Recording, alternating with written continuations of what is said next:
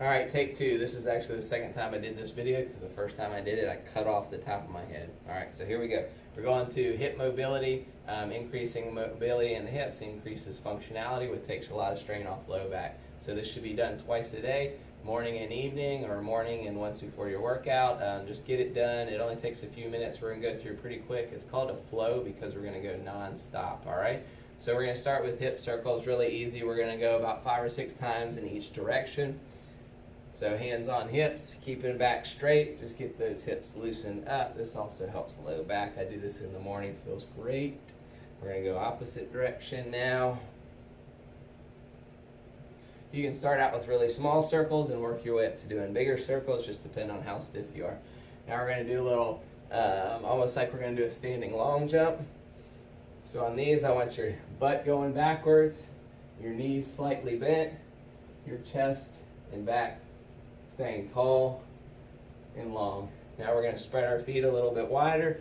We're going to do that same thing.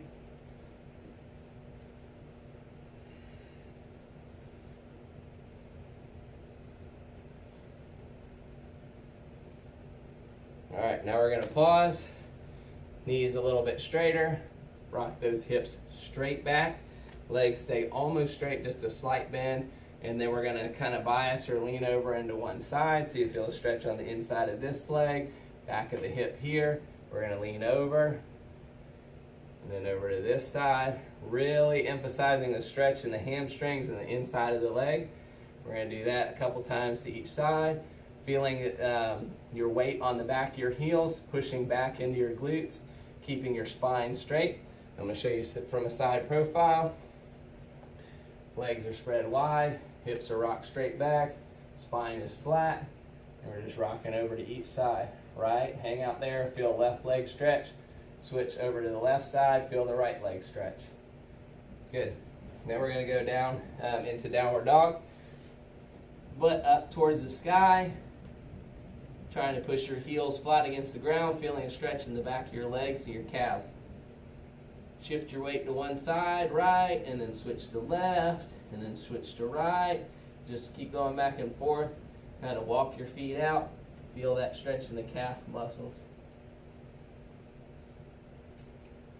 Then we're going to swing one leg through. It doesn't matter which one you start with. You're going to drop the back knee to the ground. Squeeze that glute muscle to tuck that hip under and really push it forward. So that way you feel an increased stretch across the front of the thigh. That quadricep muscle. Take your arm up high into the air. Take a couple full deep breaths. As you breathe, that breath is really going to help release the tension in those muscles. If you're not breathing, you're screwing yourself over. You really want to take advantage of what breath can do for your stretch. Then we're going to bring that knee up into a runner's lunge here. We're going to do touch elbow to the ground, reach up towards the sky. Touch elbow to the ground, reach up.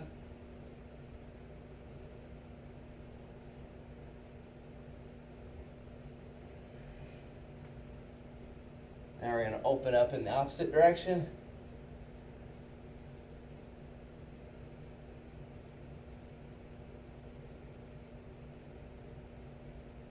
This whole time I'm trying to keep even weight in both feet, the front and the back one. I want to keep my weight in both legs. Now we're going to do hip circles. So what you're going to see is you're going to see this right hip here. I'm going to move it in circles. So clockwise and then counterclockwise. We're going to go 5 or 6 times in each direction, trying to make circles, stretching that hip capsule out. This is not a muscular stretch. This is a capsule stretch. So we're going in circles to get fluid into that hip, really increase its range of motion. Then we're going to drop that leg down into what's called a pigeon stretch. Some of you may be familiar with this. I'm going to change positions just so you can see a little bit better. I'm going to drop that leg down. I'm going to support myself just because my hip's still tight. I can't get my bottom all the way to the ground. I might need like a yoga block to tuck under that glute muscle so that way I can sit up. But right now I'm just going to support myself. We're going to feel that big stretch there. All right, and then we're just going to come and do the exact same thing on the other side. So switch legs. Knees down, back legs down. Squeeze that glute muscle on that side now, pushing that hip forward and underneath. And we're gonna push that hip forward so we feel a big stretch across that thigh. Raise that arm up so you feel that stretch come up through the abdomen and the chest.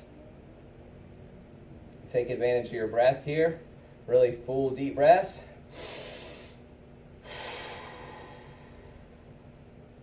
Each time, big breaths just like that, okay? Now we're gonna come back up into our runner's lunge here. And we're gonna do our touch the elbow to the ground, reach up. Elbow to the ground, reach up.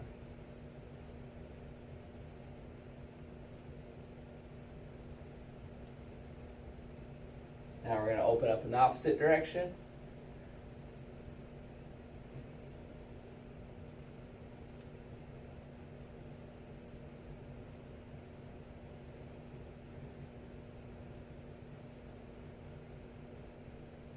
Hip circles, 5 or 6 times in one direction, 5 or 6 times in the other.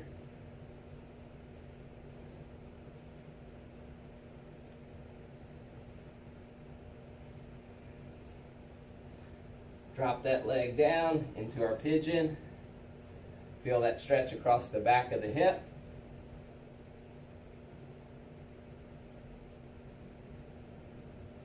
Take advantage of your breath.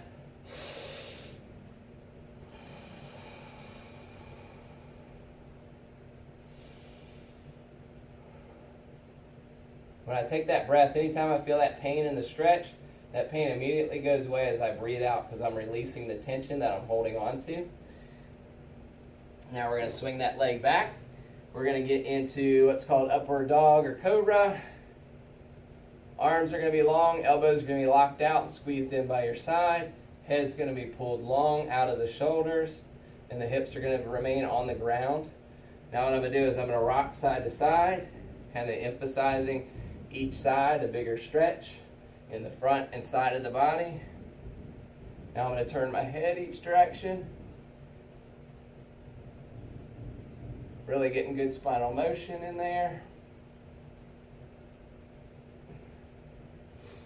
Now I'm going to rock back into what's called a frog stretch. So I'm going to spread my legs wide. My feet or toes will be pointed outwards. I'm going to get them as wide as I can. And then when I do that, I'm going to sink my butt backwards towards my feet. And I'm going to feel a really big, nice stretch on the inner thigh and groin. The longer I stay in this one, the better for me because this one is tight. Use my breath.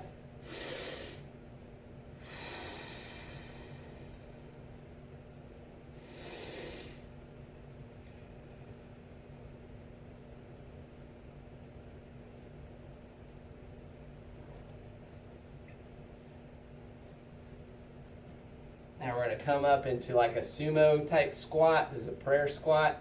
This is a big stretch again for the inner thigh. I'm going to use my arms to push on the inside of my knee and push my hands apart.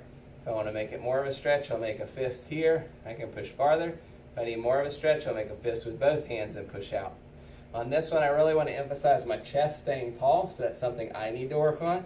Chest tall, head tall. Weight on the back of the heels. If you need help with this one, you could do it in a door frame and hold on to the door in front of you so your weight stays back on your heels and not on your toes. Just really help increase that stretch with the arms, pushing the knees open and out.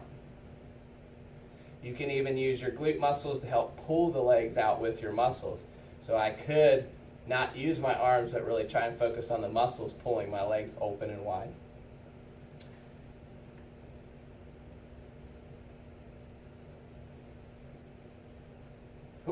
Just checking through my list to make sure we got everything, and that was it. So that's your morning mobility, evening mobility. Do that twice a day. Loosen those hips up, restore some function, take some stress out of the low back. Thanks, guys. You can definitely slow this down. Probably take 2 to 3 times as long to do this on your own. No problem there. The longer the better. This is just a real quick tutorial.